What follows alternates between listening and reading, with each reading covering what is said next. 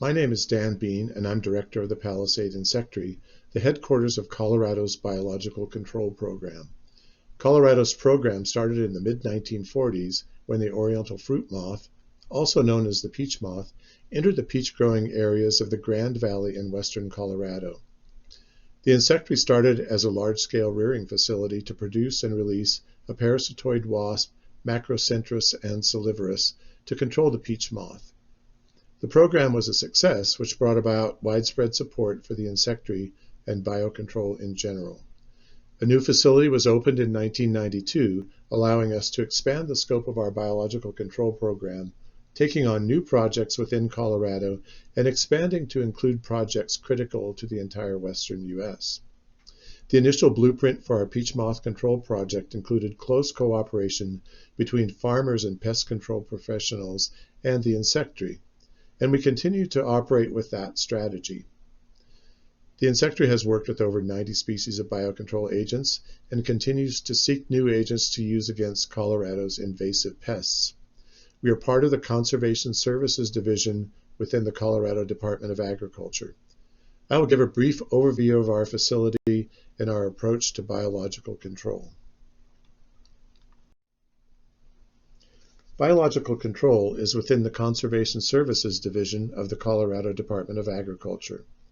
Conservation Services helps farmers, ranchers, and other landowners manage Colorado's natural resources effectively for sustained agricultural production and environmental health. We work with related programs within the division, such as soil health, noxious weeds, and groundwater, to achieve division goals. Biological control is centered in Palisade, but we also have staff on the Front Range in our headquarters in Broomfield. I have used one of our release maps, this one of Larinus minutus used against diffuse knapweed, to illustrate the value of having staff stationed to cover the eastern portion of Colorado, where most of our diffuse knapweed is found. Our program is housed in western Colorado at the Palisade Insectary. The insectary is a 14,000 square foot structure, 2 greenhouses included, with irrigated garden space for field trials. As you can see, we are located in the midst of peach orchards and maintain our long-standing ties with the local farming community. Our state-funded staff includes 5 biocontrol technicians and an office manager, while our grant-funded staff currently includes 2 biocontrol technicians and a laboratory assistant. During peak field season, we may have as many as 8 seasonal staff members, all funded through grants and cooperative agreements. We currently distribute over 20 species of biocontrol agents, although the number may change as we pick up new projects and occasionally complete projects and drop others when full establishment has been achieved. Almost all of our work is done in cooperation with end users and agencies. We work at the local level, but also maintain critical ties with biocontrol professionals at the regional and international level. We have 2 programs, Request a Bug and subscriptions, specifically designed to get biocontrol to Colorado farmers, ranchers, and other local end users. We also work with scientists to advance basic knowledge of biological control and to apply that knowledge to the initiation and improvement of our projects. Our mission at the Palisade Insectary is to develop and distribute safe and effective biological controls for non-native weeds and insect pests. We divide our work into 3 categories: implementation, monitoring, and education to accomplish our mission goals. Implementation refers to all of the activities needed to get agents out to end users. The insectary often becomes a factory for sorting and shipping agents around Colorado and the West.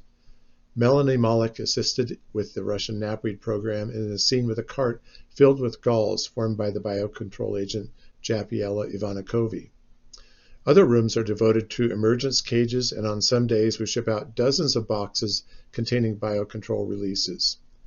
We also test new rearing, storage, and collection methods in applied research projects. Monitoring tracks agent establishment and impact, something the insectary does for most of our programs.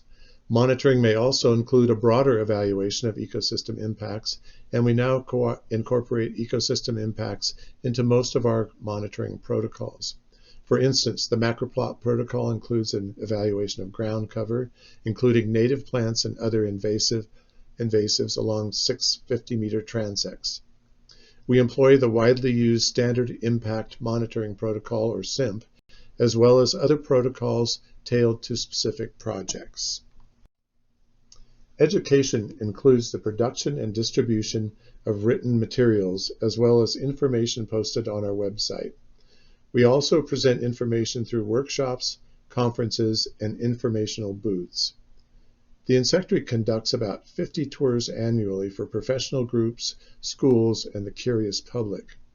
Through our subscription service, we also provide weed and pest managers with information on biocontrol and projects of interest to them. The continued support of biocontrol by the public and end users requires a strong educational component to our work plan. Colorado's Biological Control Program promotes the use of integrated management plans for control of invasive species. We know that mowing helps spread bindweed mites and that grazing can benefit leafy spurge biocontrol.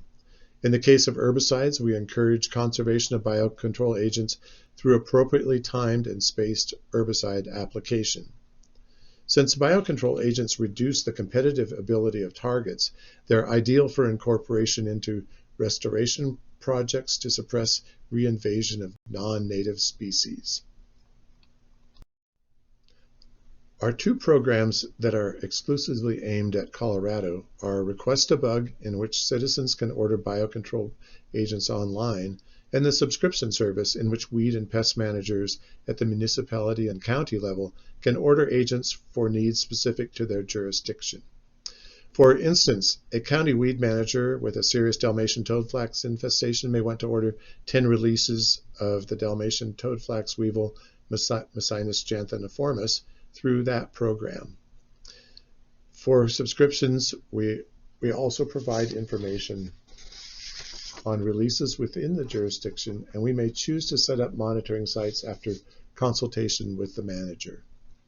The benefit of Request a Bug and the subscription service includes enhanced implementation, but even more important, engagement of end users with Colorado's biological control program. Biological control is not done in isolation from our end users. We depend on their support, which will ultimately depend on the value of successful biological control as an economically and ecologically sound means of weed and pest control.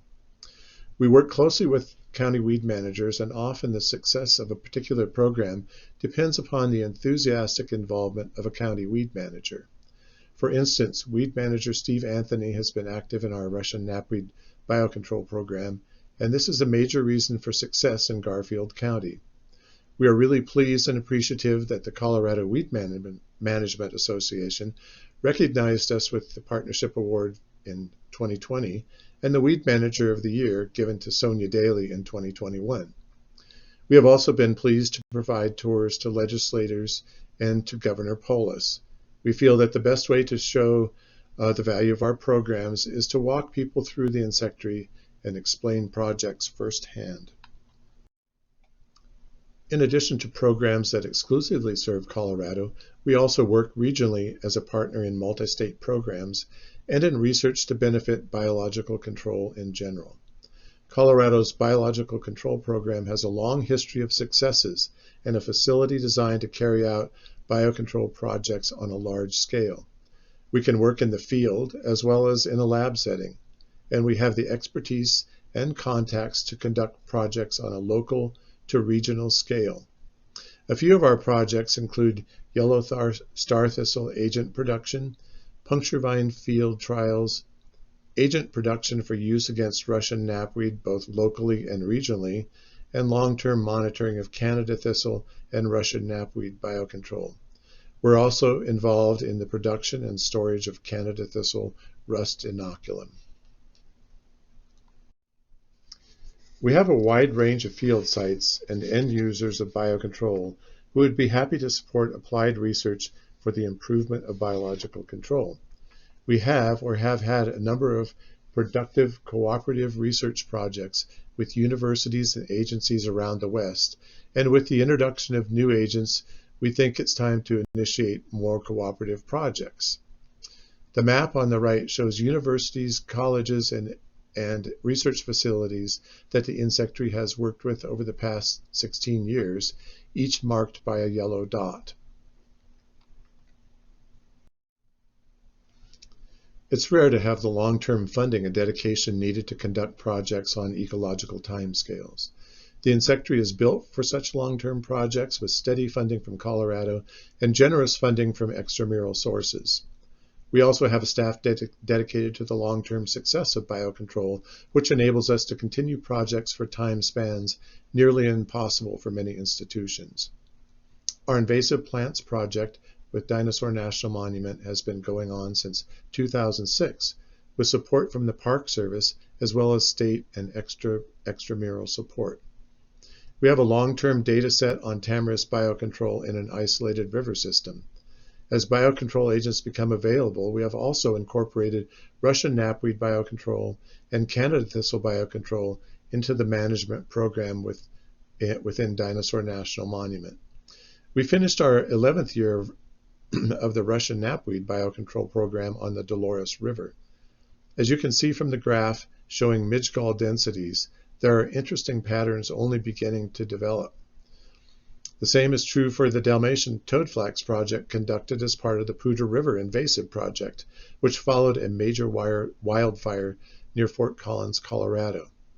We look forward to initiating long-term monitoring of other agents as they become available. We have had successes using biocontrol against insect pests and invasive plants. Our successes begin with the biocontrol of the peach moth, our first project, and lately we have provided biocontrol option for use against some of Colorado's worst weeds. These include the ever-present field bindweed, as well as leafy spurge, tamarisk, Russian knapweed, Canada thistle, and Dalmatian toadflax. We've had many successes in weed biocontrol, yet there are still plenty of target weeds where we don't have an effective biocontrol option, or in some cases we don't have any biocontrol options at all. Our goal is to move them from the new programs list to the successes list. This particular list is a weed manager's nightmare. They not only cause economic impacts, but they continue to spread in Colorado and the West. The hound's tongue photo is typical of pets and livestock when they encounter the very sticky seeds of the plant. Obviously, this is a great way for the plants to disperse, and they are dispersing around Colorado. We don't have proven agents for these weeds, yet we're working on them, and as you can see at the top, we do have agents under development for hoary cress and yellow star thistle. You can tune in to talks by program managers for these agents and learn more about our progress on them. For us to achieve successful control of the listed weeds, we need an effort that begins with our overseas cooperators and extends through research and development and agencies dedicated to implementing safe, effective biocontrol. Our projects would come to a halt without collaborators overseas who seek out host-specific biocontrol agents and perform the initial safety tests.